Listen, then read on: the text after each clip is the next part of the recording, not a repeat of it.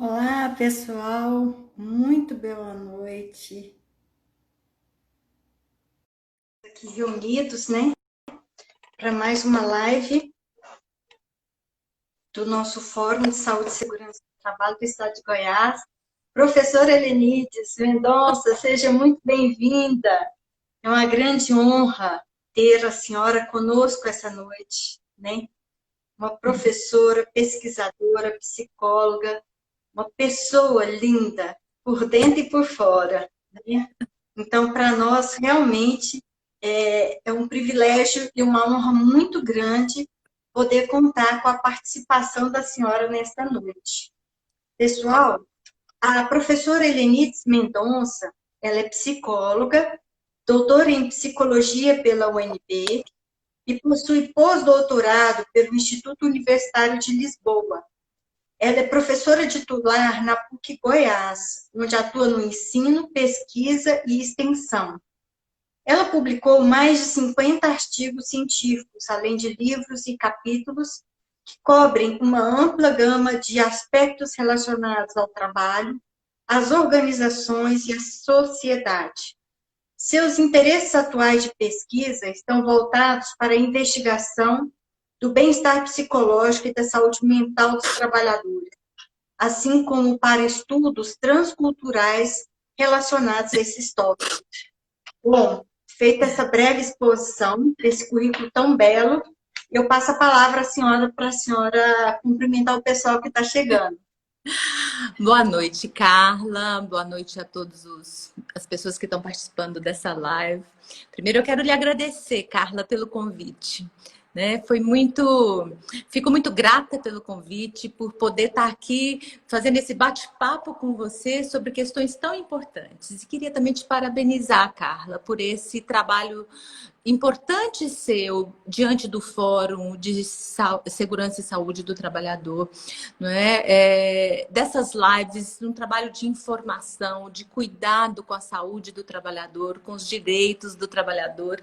Então, a gente tem aí em vocês, através do Fórum, um trabalho importante para Goiás. Você está de parabéns, não é? E para mim é uma grata satisfação estar aqui, podendo conversar um pouquinho a respeito dessas questões tão caras a todos nós, né? Que é o trabalho.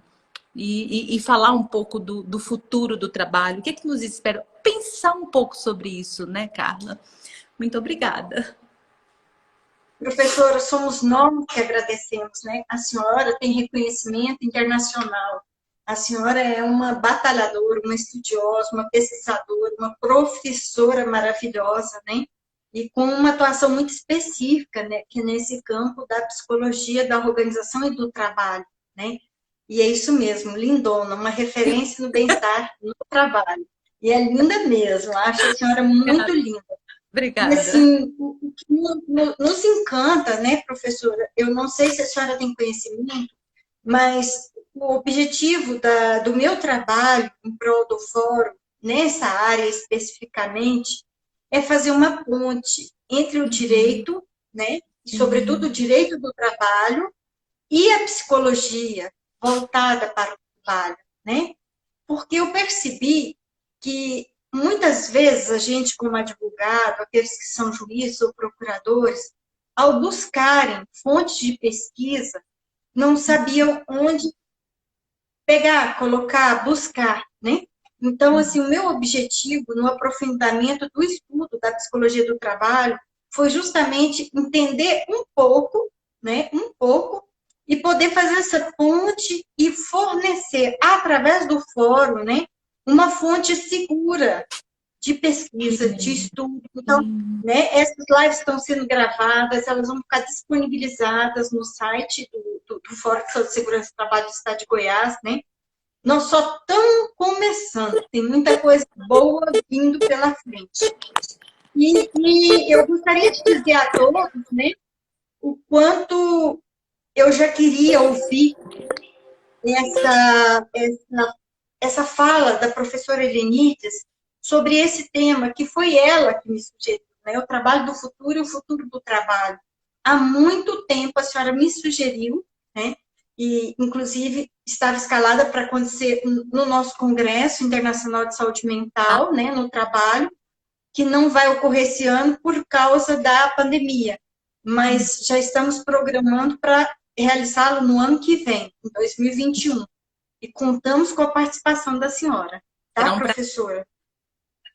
Professora, nós podemos dizer... Sim. Pode falar. Não. Eu só ia contar que eu estive no primeiro congresso, né?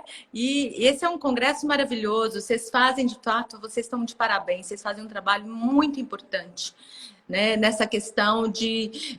eu acho que é um trabalho que o Ministério Público está junto desse trabalho, o Ministério Público do Trabalho, né? E muito para pensar as questões referentes ao trabalhador, né? O que envolve aí tanto o direito do trabalho, mas a saúde do trabalhador acima de tudo. Parabéns. Exatamente, professora. E a gente sabe, assim, o quanto o adoecimento, né, mental, e muitas vezes decorrente do trabalho, está acontecendo, né? E como nós precisamos atuar numa linha de prevenção, né? Professora, nós podemos dizer que os impactos da pandemia sobre o mundo do trabalho se equivalem a uma revolução? Carla, olha, interessante a sua pergunta, porque a pandemia da Covid-19, né, ela tem avanços no mundo do trabalho, elas são marcadas por revoluções, digamos assim, né? Então, ao longo da história, nós tivemos aí no século XVIII, com a questão da máquina a vapor, por exemplo, aquilo que a gente chama da indústria 1.0. Então, teve aí um marco nesse processo. Quando a gente pega século XIX houve um outro marco, né, que é na linha de produção, o que é? A produção em massa. Então, surgiu no século XIX a energia elétrica e trouxe esse avanço aí para as questões referentes ao trabalho. Século XX, né? Século XX é o século da automação. Então, com a automação, a gente tem um outro processo, que é a produção em escala, né? Os robôs, uma influência aí da eletrônica nesse processo. E agora, o que a gente já vinha sentindo e que a pandemia ressalta isso de uma forma, assim, incrível, abrupta, digamos até, né? Já vínhamos falando sobre a quarta revolução, que na verdade é a quarta revolução industrial, mas a gente chama de uma revolução tecnológica. Esse avanço enorme da tecnologia, ele faz um marco, uma mudança muito importante nos rumos que as coisas trouxeram para o trabalho. E a pandemia aflora isso de uma forma abrupta. Algo que vinha acontecendo gradualmente, numa mudança nas relações de trabalho, numa mudança na forma de se trabalhar, isso emerge com a pandemia de uma forma muito abrupta, né? Então, isso vinha gradualmente, essa revolução. Então, acho que você está certa quando você me pergunta, né? Quando você traz para discussão, pensarmos a pandemia como um marco aí que traz uma revolução, digamos. Não sei que barulho é esse. Sim. Eu concordo plenamente com a senhora, né? As coisas vinham acontecendo de forma gradual, ainda que rápida, né? Mas exatamente, gradual. E o que a gente percebeu é que a pandemia, na verdade, ela antecipou, né? Muita coisa que já estava prevista, né? E de repente teve que acontecer sem as pessoas se prepararem. Quais os impactos, na opinião da senhora, da pandemia no mundo do trabalho? Olha, como a gente disse, essas mudanças no mundo do trabalho vinham ocorrendo.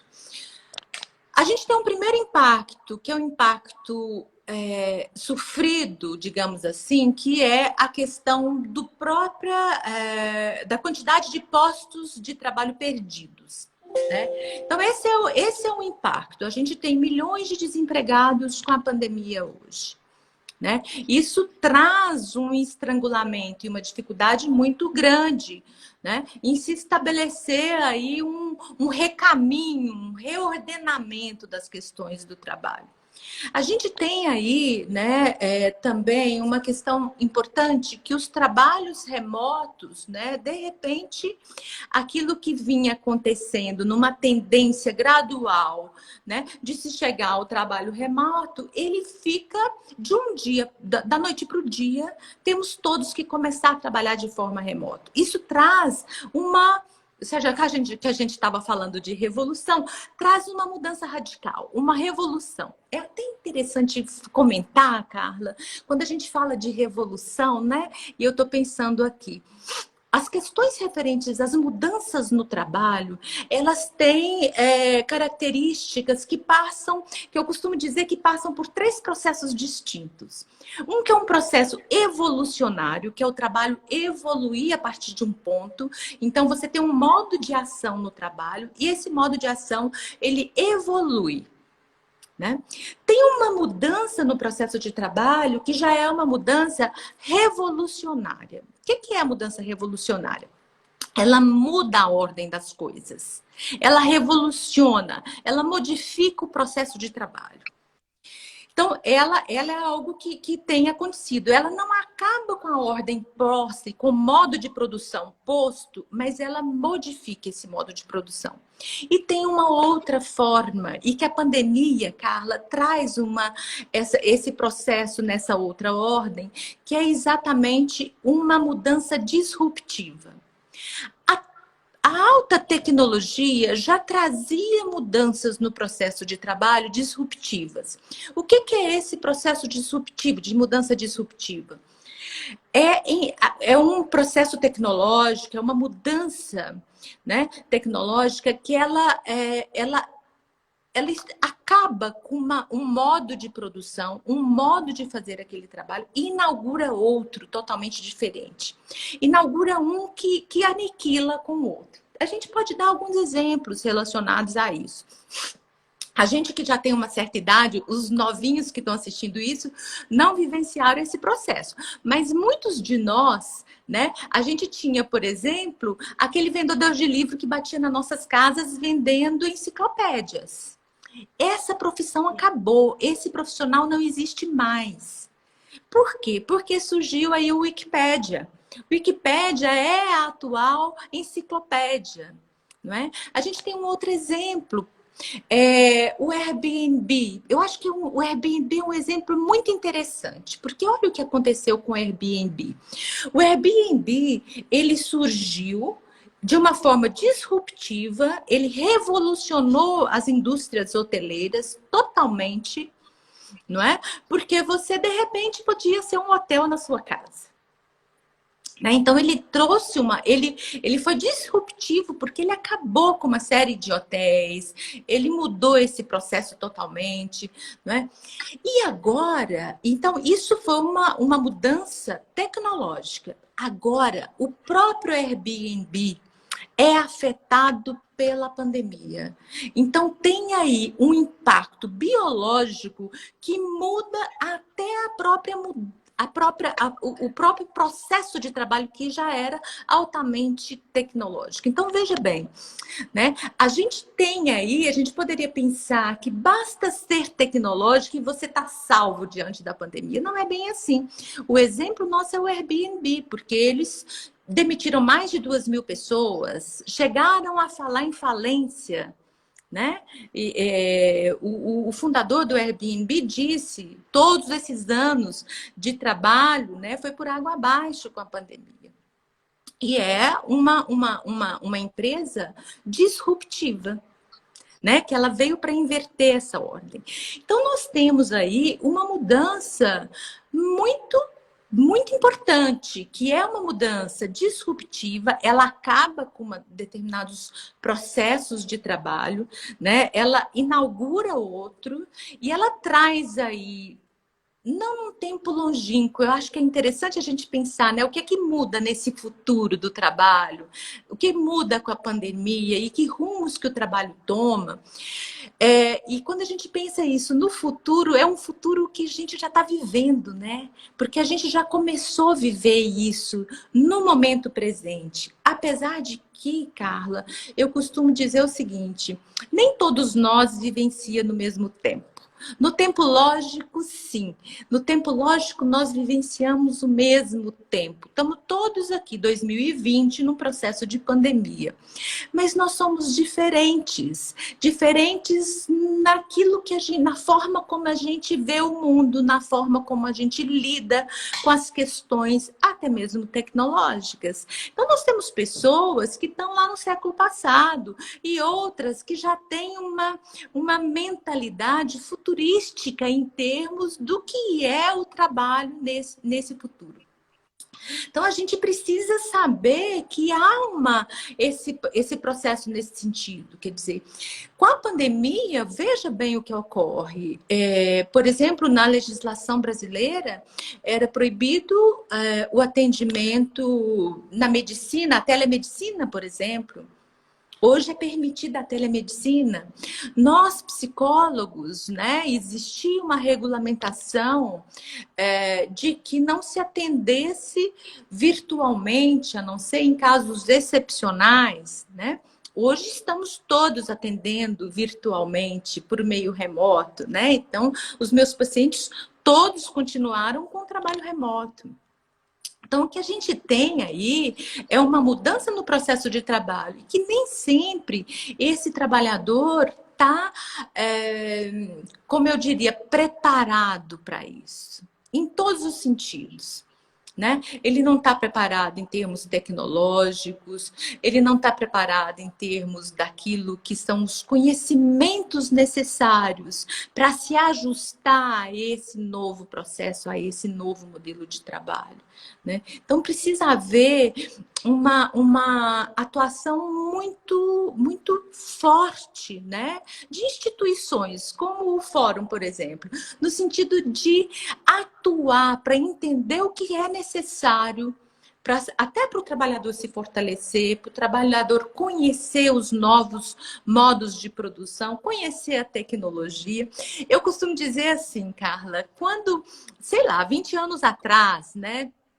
Quando começaram a dizer que nós poderíamos conversar vendo um ao outro, como nós estamos fazendo nas lives, quer dizer, eu estou aqui na minha casa falando com você, você da sua, e nós estamos fazendo esse trabalho, levando informação, levando conhecimento.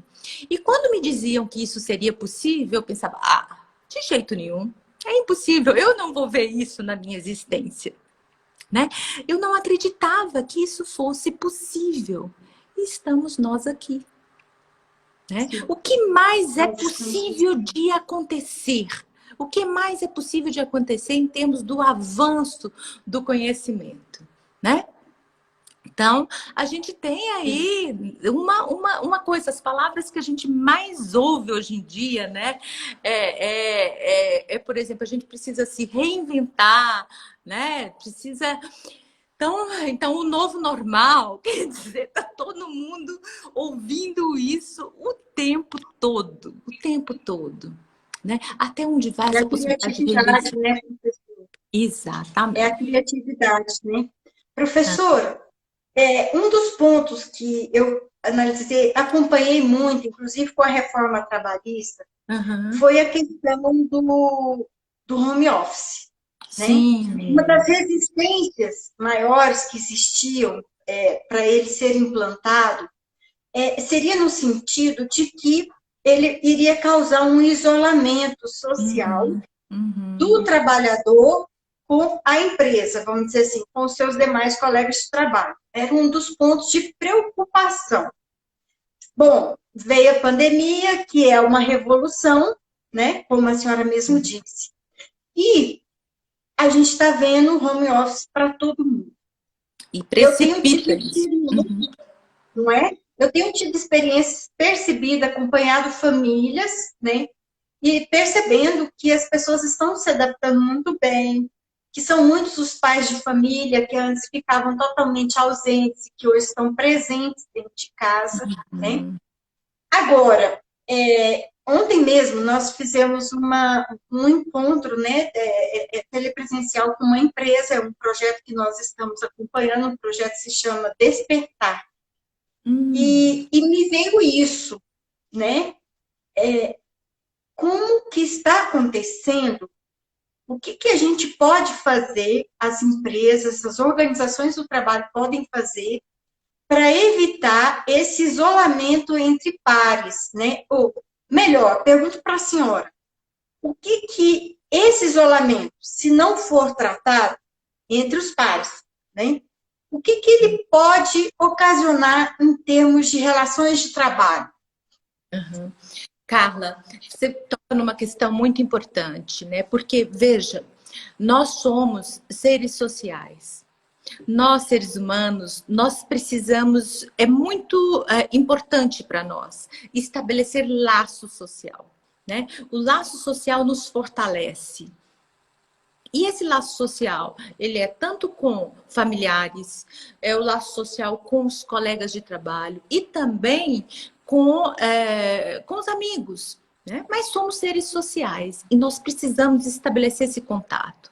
No trabalho, tem toda uma preocupação do processo de comunicação no trabalho. Então, os efeitos desse teletrabalho, ele é preocupante em diferentes perspectivas. Primeiro, o seguinte, muitos processos de trabalho são interdependentes. Então, o meu trabalho, muitas vezes, depende do meu colega, que depende do outro, né?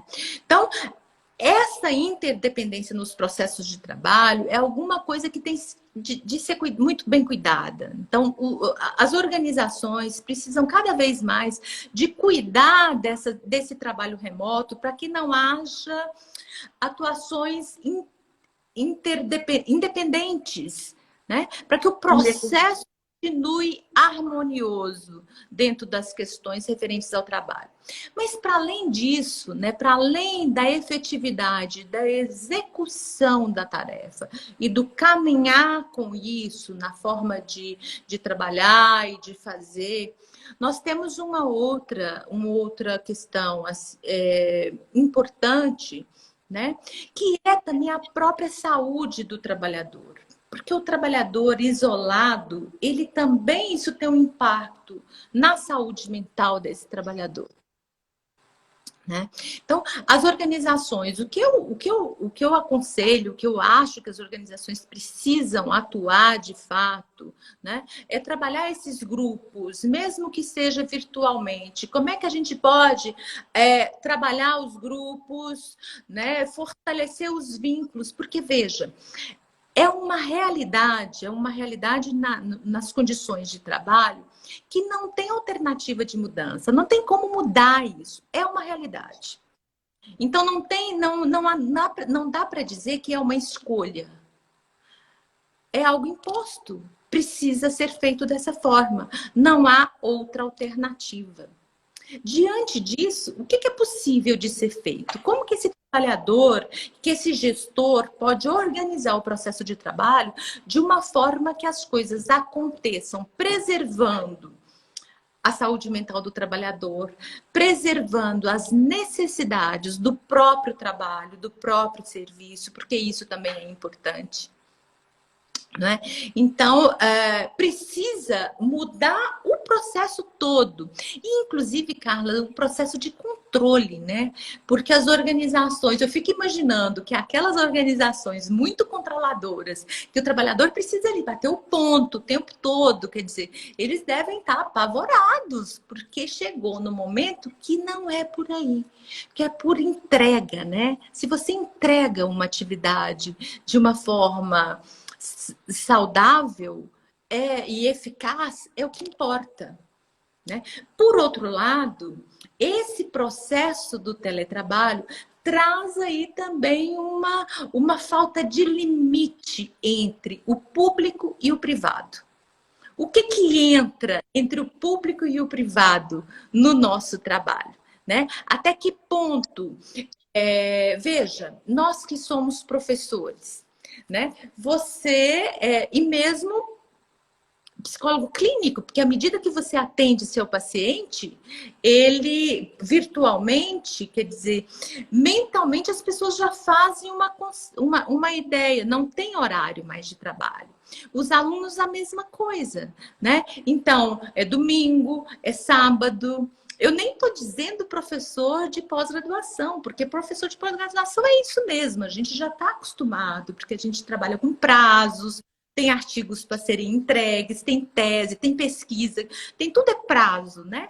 Então a gente já está acostumado com isso. Mas no ensino normal, no ensino de graduação, no ensino médio, quer dizer, não há um limite entre o trabalho e a casa. Então o trabalho entra dentro da sua casa. Né? Ele invade um espaço que é um espaço privado. Então, uma outra preocupação que precisa ter nesse trabalho remoto é esse overloading, que é essa sobrecarga no trabalho. Né? É um outro aspecto que a gente precisa estar cuidando. Né? Até que ponto não está havendo uma sobrecarga com esse trabalhador? Eu vejo depoimento de pessoas o tempo todo dizendo assim, eu estou trabalhando triplicado. Né? E como é que a pessoa se alivia dessa carga de trabalho? Então, veja, toda essa preocupação, a gente tem uma preocupação por um lado, né, das organizações, do processo de trabalho, do processo de comunicação, por outro lado, da relação família-trabalho, né, da sobrecarga de trabalho que se coloca nessa situação, porque não é cheguei, estou trabalhando, acabou minha hora, eu vou embora. Não, não existe isso mais. Não existe isso. Exatamente. Eu acho que novas situações apareceram, novos problemas vão aparecer, né? E eu acho que vale a pena a gente, enquanto estudioso, pesquisador, né, nesse tema, ficar atento a essas possibilidades, né? E já começar a trazer para a sociedade caminhos de solução, né? Caminhos que possam evitar o adoecimento, né? Uhum. Que possam evitar a exaustão, como a senhora mesma diz, está havendo uma sobrecarga de trabalho, a sobrecarga ela gera o burnout, né? Sim. Essa intromissão, vamos dizer, do público no privado também é uma coisa que tem que se pensar, né? A pessoa perde a privacidade dela, e essa privacidade é um direito constitucional, né? A sua privacidade não pode ser invadida. Então, assim, eu acho que muitas coisas estão acontecendo, vão acontecer, e vale a pena para a gente que quer cuidar, né, da saúde e da segurança do trabalhador, do trabalho, né? Pensar e tentar já colocar pontos, né, de reflexão que possam transformar essa realidade. Professora, o que nós estamos aprendendo e que nós já aprendemos com a pandemia? Então, né, eu acho que a pandemia nos ensina muita coisa, sabe, Carla? A pandemia eu acho que ela tem um lado muito difícil na vida, que é lidar com a solidão, com o vazio de não estar em contato, sobretudo nós que somos pessoas latinos, né? Que gostamos do aconchego latino, gostamos dessa coisa do abraço, do aconchego latino. E nós estamos diante de uma nova ordem das coisas.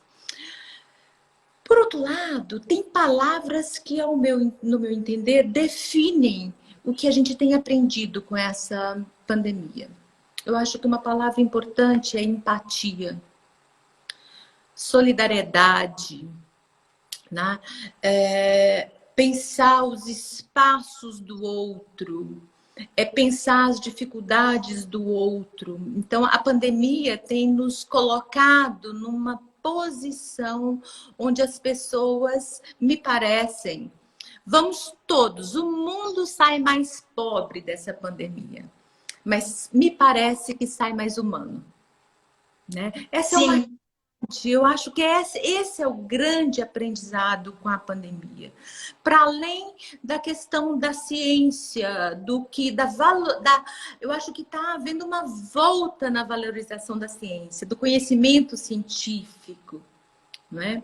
Mas o mais importante, eu não diria mais importante que a ciência, talvez tão importante quanto, mas eu acho que é essa questão.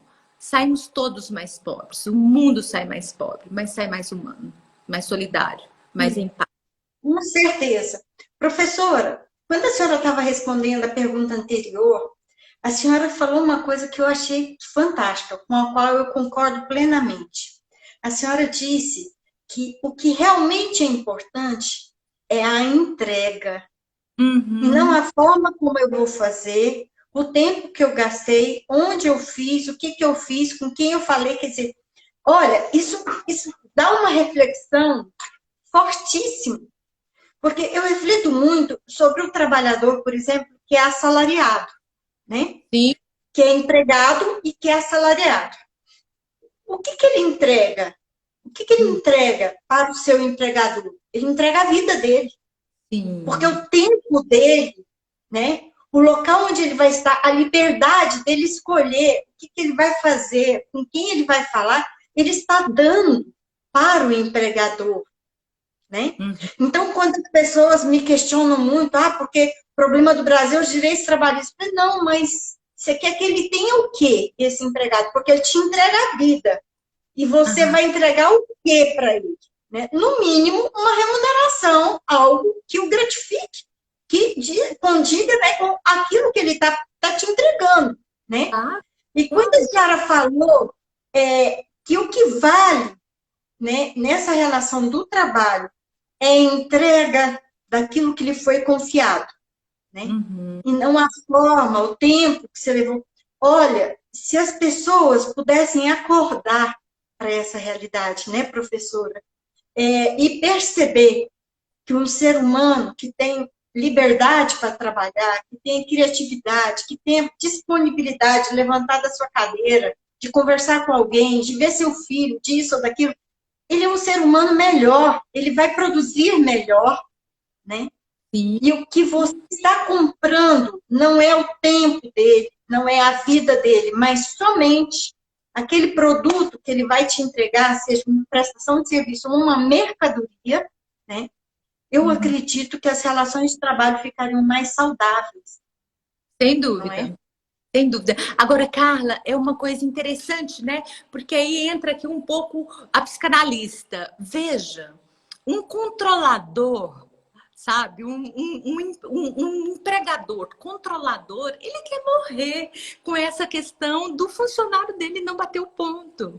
Sabe? Eu tenho certeza, eu faço assim, que esses empregadores que são extremamente controladores, eles estão bolando uma forma, não importa se o empregado está entregando aquilo que está proposto de uma forma até melhor. O que importa é que ele está tendo controle da vida dessa pessoa, do tempo dessa pessoa, né? Que tempo que ele está gastando para entregar isso?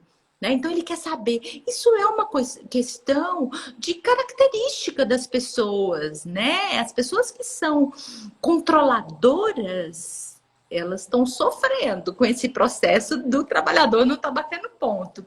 Então, veja, é uma questão de uma mentalidade, Carla, e que eu acho que no Brasil isso vai demorar um pouquinho para mudar. E você veja bem, a gente tem aí, né? A gente já tem vários estudos que demonstram que a criatividade, ela acontece de uma forma muito mais fértil, digamos assim, em ambientes onde a pessoa pode ser livre, trabalhar na hora que ela de fato está inspirada, ter um ambiente mais amigável.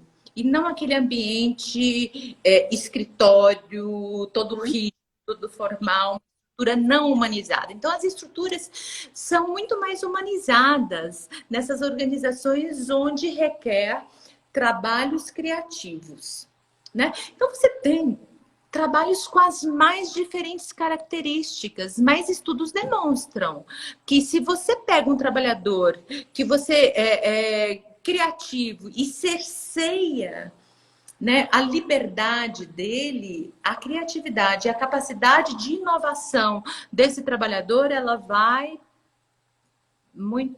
ser muito prejudicada. Sim, e no final das contas o próprio empregador também, né, professora? Porque ele poderia receber algo muito mais rico, né?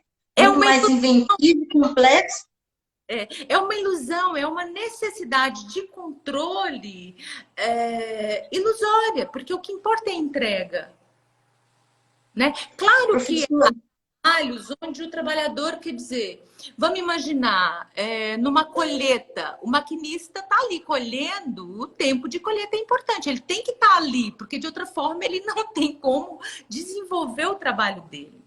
Então, tem atividades e atividades com características as mais diversas e é preciso saber lidar com isso, né? sim. Professora, a senhora falou uma coisa belíssima.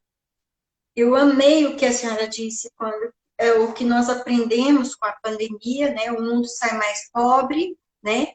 Em termos de dinheiro, riquezas materiais, mas ele sai mais rico porque ele sai mais humano, né?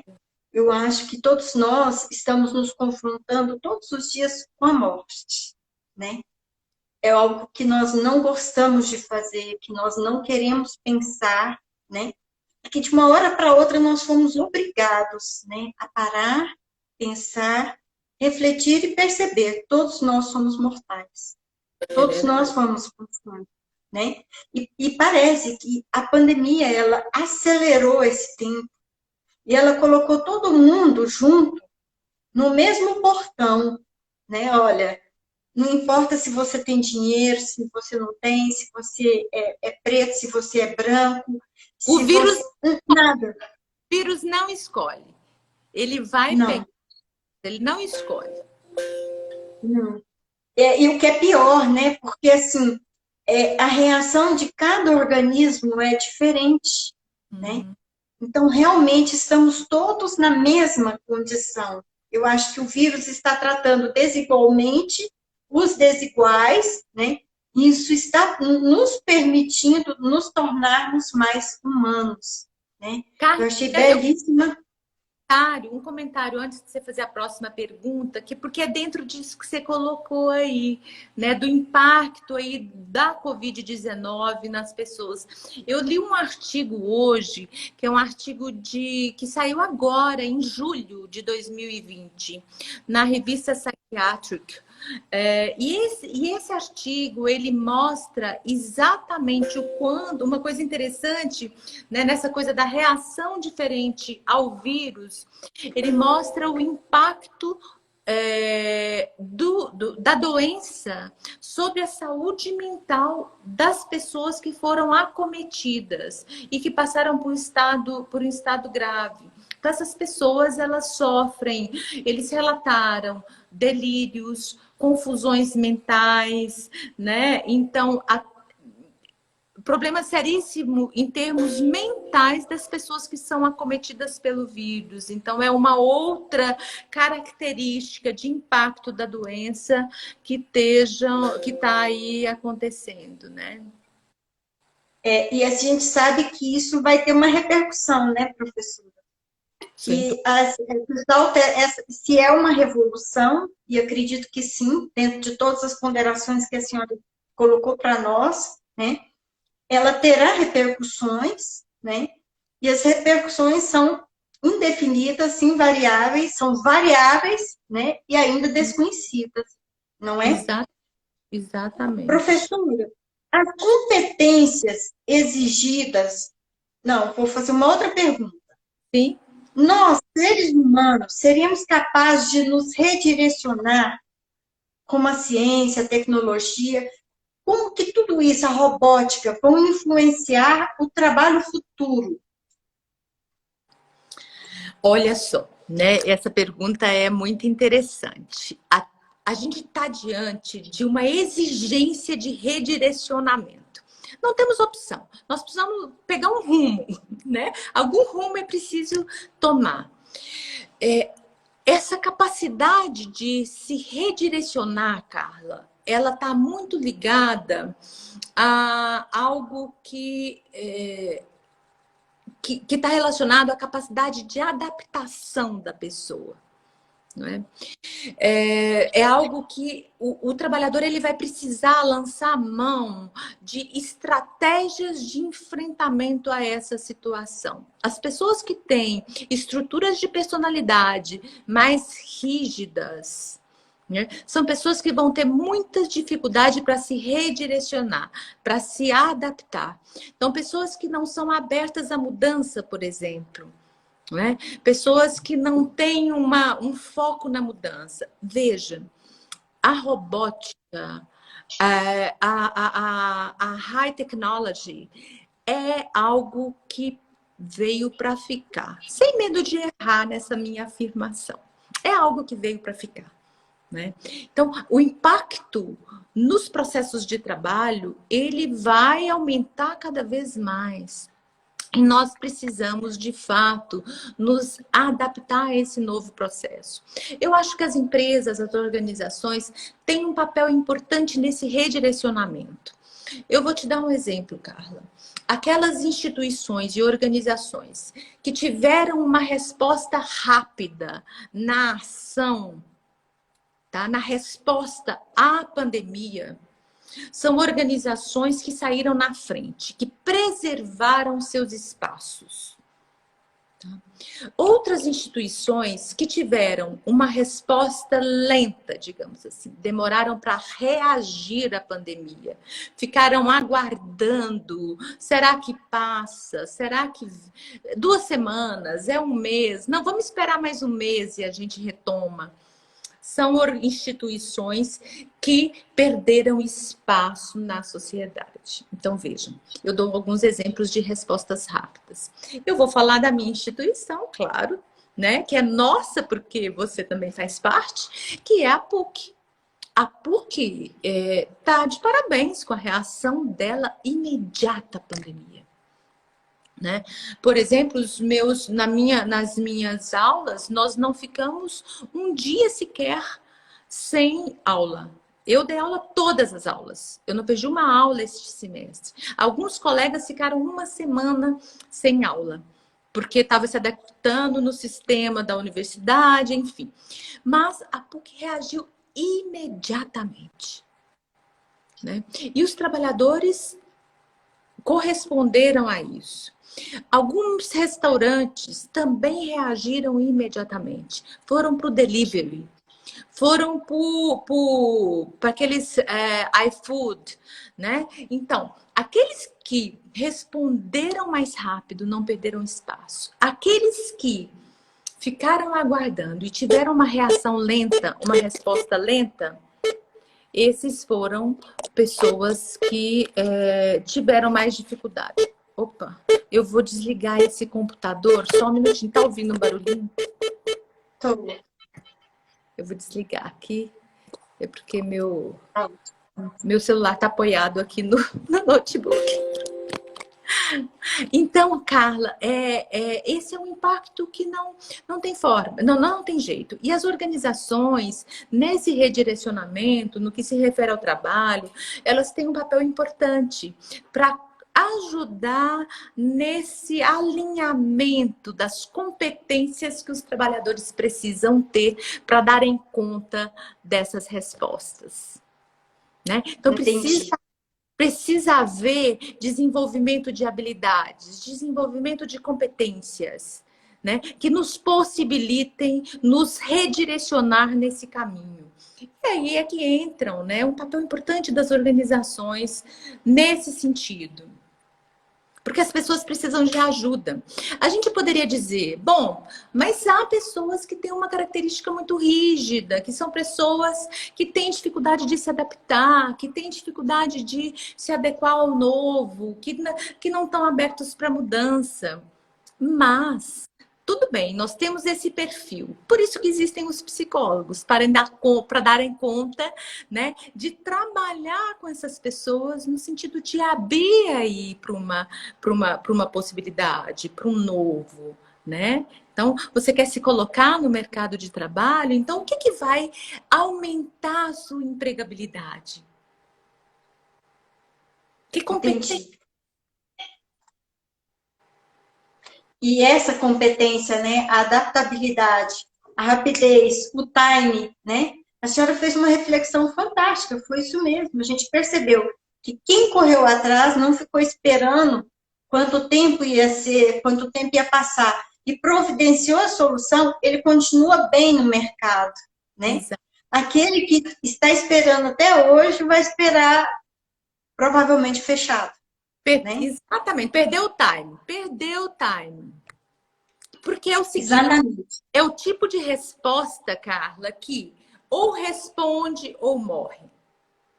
Ou você reage ou você fale. Não tem outra alternativa. Exatamente. É a busca de solução, né? E de forma rápida, né? Professora, a senhora acabou de falar que a adaptabilidade é uma das competências, né, exigidas nesse período de pandemia e pós-pandemia, né? E, e Nós estamos falando também não só de pandemia, mas de trabalho do futuro do trabalho. uhum. A senhora acha que essas competências mudaram com a pandemia ou só aumentaram, vamos dizer assim? E que tipo de competência o trabalhador deve ter nessa nova era, né, que a gente está pensando aí, de robótica, de comunicação, de tudo isso que a gente está vendo? Carla, veja bem, na verdade, né, como a gente estava dizendo no início da live, o mundo do trabalho veio mudando. Essa indústria 4.0 e o avanço tecnológico nos apontava já para uma mudança e para a necessidade de competências mais adaptativas. A pandemia me faz, eu fiz uma reflexão, eu tenho feito algumas reflexões sobre essas questões das competências, não é? Lido alguma coisa, muita coisa a respeito disso. E o que a gente observa é o seguinte: essas competências que já vinham sido pensadas como importantes, né, para o trabalhador adquiri-las, isso se ressalta na pandemia, né? Então eu vejo que a pandemia, com esse processo de trabalho remoto, ela fez emergir, né, como uma erupção, algo que estava no caminho, algo que já se vislumbrava. Então, veja bem, o que eu chamo de competências adaptativas, né? Essas competências adaptativas passam, por exemplo, por competências cognitivas. O que são competências cognitivas? A pessoa precisa estar cada vez mais, até para ser criativa, para saber inovar, para saber se adaptar às mudanças, ela precisa ter cada vez mais foco, atenção focada. O foco é fundamental. Não é? Essa coisa da dispersão é algo que precisa ser trabalhado. A pessoa precisa ter cada vez mais flexibilidade cognitiva. O que é isso? Né? A gente está diante de múltiplas possibilidades. A gente tem falado muito, virou moda falar hoje em dia, do trabalho que a gente chama de trabalho VUCA. Mas não é porque é uma moda falar nisso, é porque o trabalho é assim mesmo.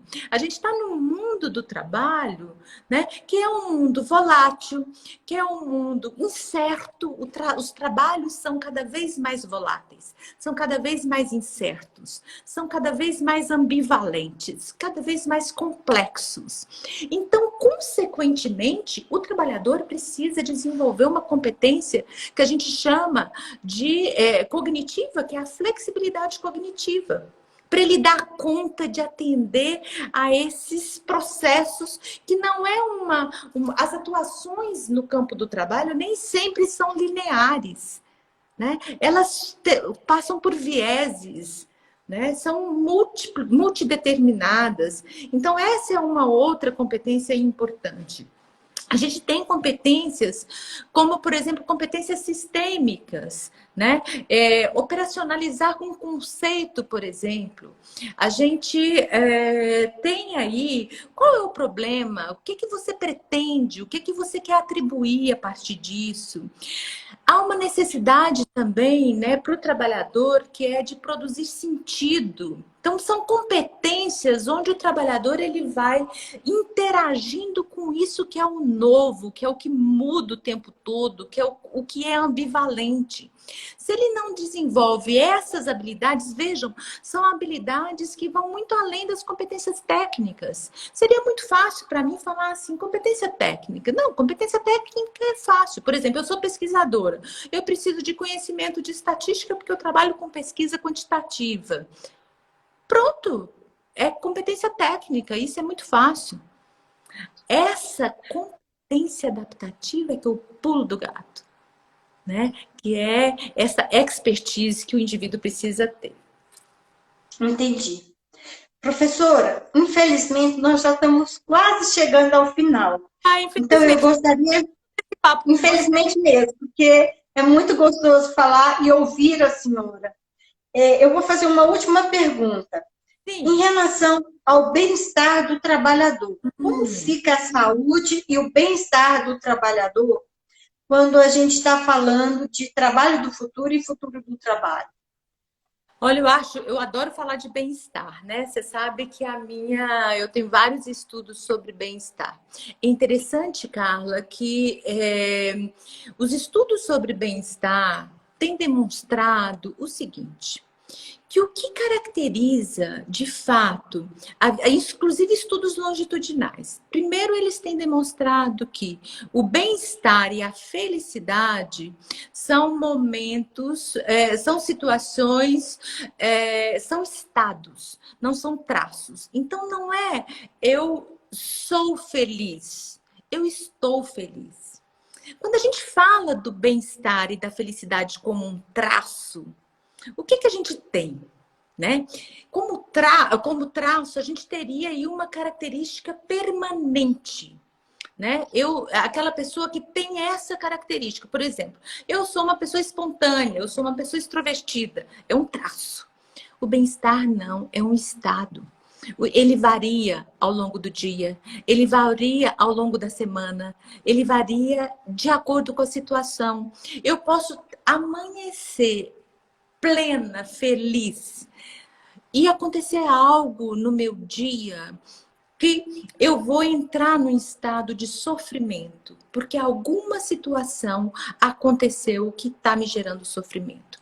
Agora, os estudos longitudinais sobre bem-estar têm demonstrado que o que sustenta o bem-estar e a felicidade das pessoas são as realizações, aquilo que você alcança, aquilo que está relacionado à sua satisfação, né? Aquilo que está relacionado a um sentimento de prosperidade, de você conseguir ver a sua vida com sentido, com significado, com prosperidade, aquilo que você realiza dentro das suas possibilidades aí. Né? Então, o que a gente percebe nos estudos é que o bem-estar ele está muito relacionado a essas características, né? E tomara que a gente e que as pessoas cada vez mais consigam se trabalhar, né? No sentido de se trabalhar, que eu digo, consigam encontrar aquilo que está relacionado ao seu desejo, ao que gosta, ao que lhe traz prazer, as suas formas alternativas de satisfação, não é? Para que as pessoas, de fato, consigam vivenciar maior bem-estar. E eu sempre digo o seguinte, Carla, né? O que é vivenciar bem-estar? A gente não pode entrar numa ditadura de uma felicidade plena, porque ela não existe. E as pessoas ficam muito frustradas quando esperam isso, não é? Não existe essa felicidade plena. E eu digo assim, se as pessoas, se a gente pensa que você tem 2/3 de bem-estar num contexto, você tá bem. Sabe? Você está vivenciando bem-estar. Porque o bem-estar total, pleno, você não vai...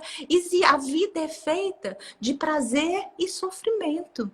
O sofrimento ocorre em determinadas situações. Então, não vamos ter expectativa de alcançar algo que é impossível para nós. Não é? Se a gente tem metas... Maravilhoso. A gente vai conseguir ser maravilhosa feliz. A colocação que a senhora fez, né? Hoje, inclusive, eu refletia sobre isso e eu me lembrei de um título de um livro de um grande amigo, um sacerdote franciscano que era psicólogo, professor Jaime Biazus, padre Jaime, Frei Jaime Biazus. O livro dele chama Você Conduz Sua Vida? Você conduz sua história, na verdade. Você conduz sua história? É uma pergunta que se faz, né? Então, é Nossa, isso mesmo que a senhora disse. É prazer e sofrimento, ele vem a todo instante. Agora, você vai permitir que aquele sofrimento retire todo o seu prazer, ou você vai conseguir dar esse pulo do gato, vamos dizer assim, e tomar as rédeas da sua vida e dizer, não, quem manda sou eu. Né? A minha vida é minha. Né? E adorei uma das ouvir. coisas lindas, não é? É a gente fazer o bem. Fazer o bem faz bem, né? Então, Exatamente. infelizmente, professora, a gente vai ter que terminar porque está quase acabando. Muito, Muito, muito, muito obrigada, tá? muito Foi obrigada. maravilhoso estar com a senhora. Obrigada a todos. Eu fui vendo aí um monte de comentários. Eu depois vou ler cada um desses comentários. Se alguém quiser conversar comigo no particular, fazer alguma pergunta, fique à vontade. Tem meu Instagram, podem me procurar.